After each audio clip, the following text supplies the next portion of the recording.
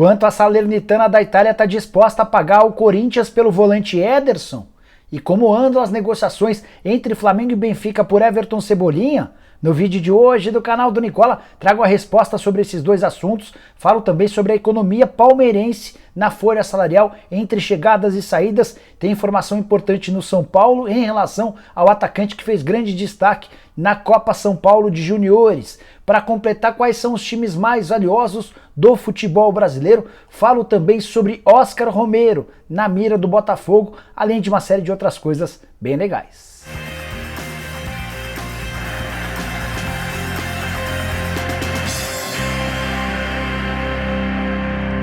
Fala aí pessoal, sou o Jorge Nicola, bem-vindos a mais um vídeo do canal e hoje, em vez de pedir, só tenho a agradecer. Agradecer a todos vocês pelos ótimos índices de audiência, não só nos vídeos, como também no programa do Nicola no ar de segunda a sexta-feira, sempre às 7 horas da noite. Muito obrigado a todos vocês. Se você é novo, seja bem-vindo, espero que curta nosso canal. Bom, bora começar contando que todo esse vídeo tem um oferecimento de Aposta Ganha, site de apostas esportivas, do qual eu tenho a maior sorte. Quase todas as minhas apostas lá são vencidas. Para você não ficar fora dessa, é só pegar o link que eu vou deixar no comentário fixo, acessar, fazer seu cadastro e logo de cara ganhar uma aposta grátis. Sim, na Aposta Ganha, todo usuário novato tem direito a uma aposta grátis. Olha que ótima oportunidade para você se cadastrar agora mesmo.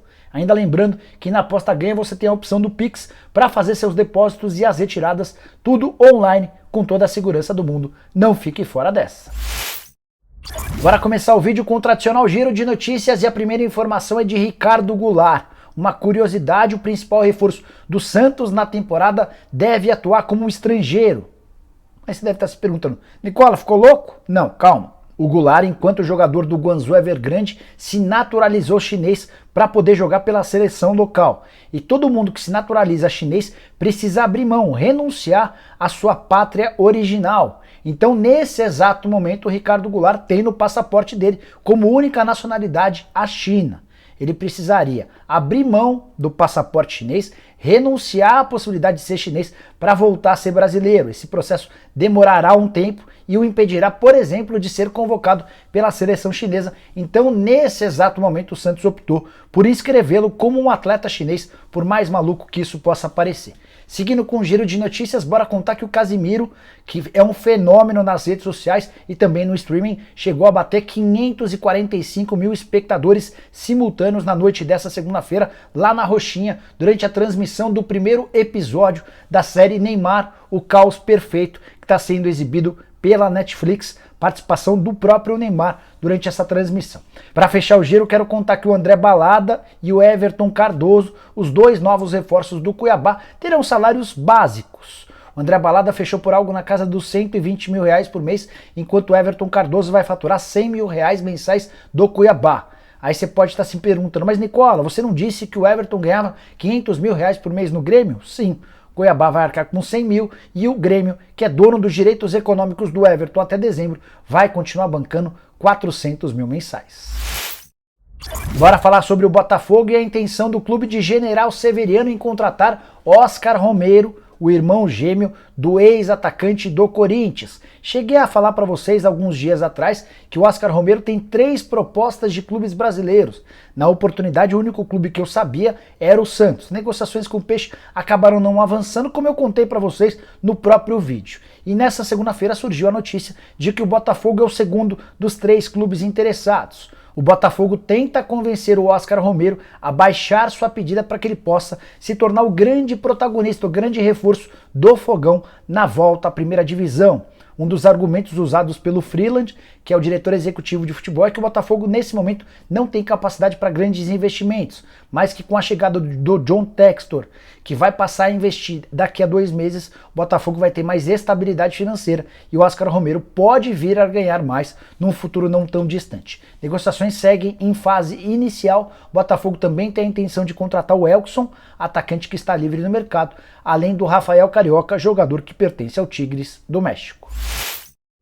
Bora falar agora sobre os clubes mais valiosos do futebol brasileiro. A Sports Value, que tem como um dos donos o Amir Somoge, acaba de divulgar um estudo que aponta quais são os 30 times mais valiosos do futebol brasileiro.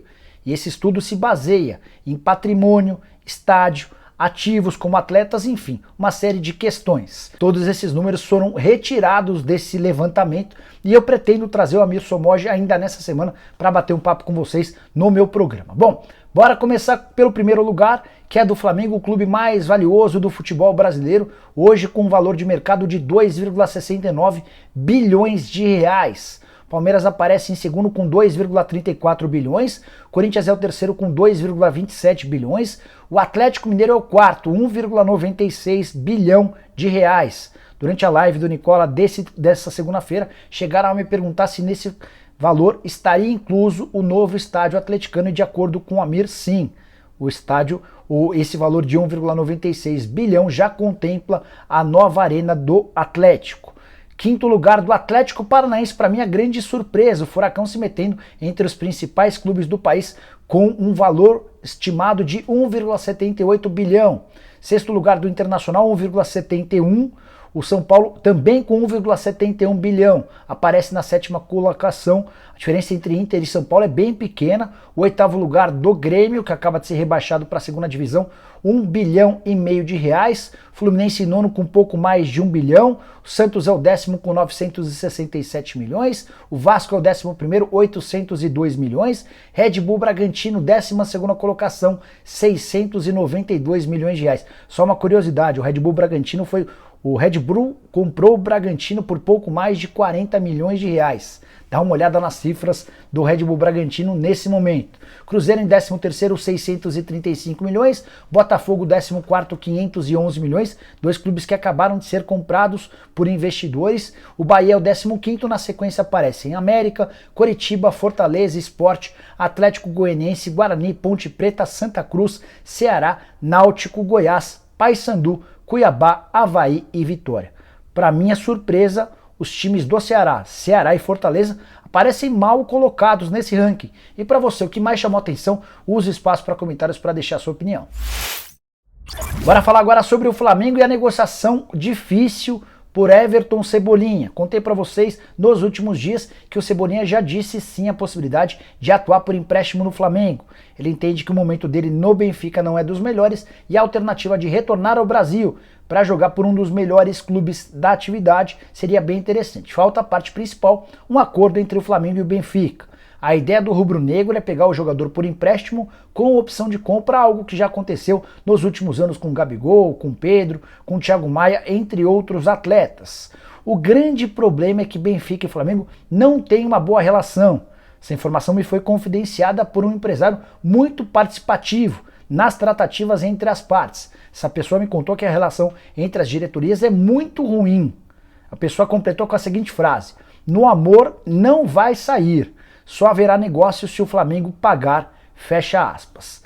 A ideia do Benfica por hora é vender o Everton Cebolinha. Talvez fosse possível um negócio de compra de 50% dos direitos econômicos. Dessa maneira o Flamengo não precisaria fazer um investimento próximo a 20 milhões de euros. Foi quanto o Benfica gastou para contratar o Everton Cebolinha do Grêmio. Talvez algo na casa de 8 a 10 milhões de euros pudessem garantir 50% dos direitos econômicos do atleta. É importante contar que o Flamengo trabalha com um empréstimo e estaria disposto a pagar entre 1 e 2 milhões de euros para ter o Everton Cebolinha por um ano. Bora falar agora sobre a folha salarial do Palmeiras. Entre saídas e chegadas, você acha que a folha do Palmeiras está mais alta ou mais baixa na comparação com 2021? Acertou quem imaginou que a folha caiu. Na temporada passada, o Palmeiras tinha uma folha de 18 milhões e meio de reais. Nesse exato momento, a folha gira na casa dos 17 milhões e meio, uma economia de 1 milhão de reais por mês. Vale a consideração de que Luiz Adriano ainda não foi negociado. Se sair com 100% do salário ficando com o seu novo empregador, essa economia vai ser ainda maior. Deixaram o Palmeiras nos últimos dias goleiro Jailson, dono de um salário de 280 mil por mês, Felipe Melo, que ganhava cerca de 800 mil mensais, William Bigode, 400 mil, Lucas Lima, que para efeito de economia vai garantir uma economia de apenas 300 mil mensais. Ele ganha 1 milhão de reais por mês.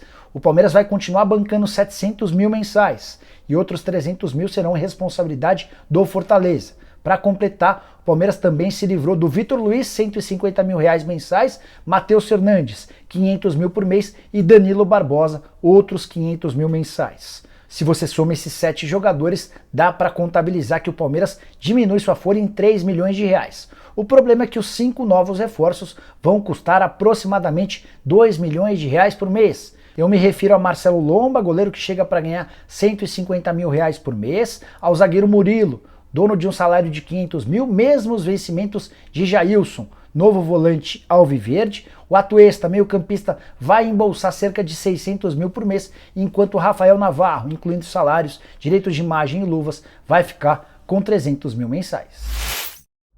Bora falar agora sobre o São Paulo, que recusou nos últimos dias uma proposta do Al-Ahly, time da Arábia Saudita dirigido por Odair Hellmann, e o clube saudita estava disposto a contratar o Vitinho. Se você não associou o nome ao jogador, o Vitinho foi o principal atleta do São Paulo na Copa São Paulo de Juniores. 8 partidas disputadas, 5 gols marcados e 3 assistências. O contrato do menino termina na metade dessa temporada e a partir de fevereiro ele já pode assinar um pré-contrato com qualquer outro clube para se mudar de graça na metade do ano. São Paulo tenta desde o ano passado a prorrogação do vínculo, sempre sem sucesso. Mesmo caso do atacante Juan, que havia sido promovido no fim do ano passado para a condição do time principal. Ele está atuando ao lado dos profissionais sob o comando do Rogério Ceni. Voltando ao caso do Vitinho e ao Al-Ahly. De acordo com o André Hernan, jornalista do GE, o Al-Ahly ofereceu que o São Paulo ficasse com 40% do valor de uma venda futura. Ou seja, o Al-Ahly levaria agora o Vitinho, não pagaria qualquer compensação financeira ao tricolor e deixaria ao São Paulo 40% do valor de uma venda futura. Você pode estar pensando, pô, e qual seria a vantagem do São Paulo? O tricolor, imaginando que o Vitinho possa se valorizar, teria 40% do valor de uma próxima venda.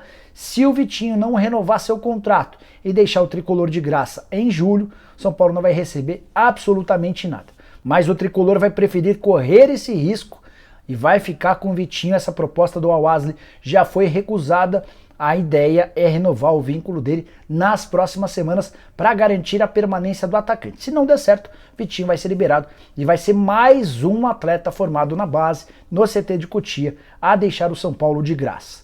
Por falar em contratação e de graça, bora contar que o Lucas Silva, zagueiro de 19 anos de idade, que disputou a copinha pelo Taubaté, foi contratado pelo São Paulo. Atleta que fez 2 gols em 5 partidas durante a copinha, foi muito bem avaliado pelo staff, pelos olheiros do São Paulo e acabou fechando o contrato até dezembro de 2023. Bora fechar o vídeo para falar sobre o Corinthians, repercutindo uma informação que veio da Itália e que dá conta de que a Salernitana, time do campeonato italiano, está disposta a contratar o volante Ederson, que pertence ao Corinthians e acaba de ser reemprestado ao Fortaleza. Aí você pode estar se indagando se o Fortaleza, como acabou de fechar com o Ederson, não estaria livre do risco de negociações para o futebol europeu. Não, o Corinthians fez questão de constar no contrato de empréstimo que, diante de propostas da Europa, ou o Fortaleza cobre essa oferta ou acaba perdendo o jogador. Antes de gravar esse vídeo, conversei com o André Curi, que é o empresário do Ederson, e ele abriu todo o jogo sobre a intenção da Salernitana. O time italiano está disposto a gastar até 7,5 milhões de euros para ficar com o Ederson. Detalhe que esses 7,5 milhões hoje equivalem a mais ou menos 46,5 milhões de reais. Mas essa grana não será investida toda de uma vez. A intenção da Salernitana é comprar 50% dos direitos econômicos nesse primeiro momento, desembolsando algo na casa dos 23 milhões de reais e deixando os outros 23 milhões para comprar o atleta em definitivo, caso o time se mantenha na primeira divisão do futebol italiano. É essa cláusula que não agradou nem ao André Curi, nem aos representantes do Corinthians. O André me assegurou que já conversou com o Duílio Monteiro Alves sobre a intenção da Salernitana em levar o Ederson. As conversas, pelo menos até esse momento, em fase inicial, muito longe de um acerto. O Fortaleza, por exemplo, nem foi comunicado de forma oficial a respeito do interesse da Salernitana. Bom, pessoal, eram todas essas as várias informações que eu queria dividir com vocês no vídeo de hoje do canal do Nicola. Espero que vocês tenham curtido e deixem like por aqui. Quem ainda não se inscreveu, vai apertar esse botãozinho vermelho de inscreva-se. Também queria pedir para vocês se inscreverem no canal de cortes do Nicola. Vou deixar o link na descrição, fechou? A gente se vê de tarde com mais um vídeo e a partir das 7 horas da noite com o programa do Nicola. Abraço, tchau!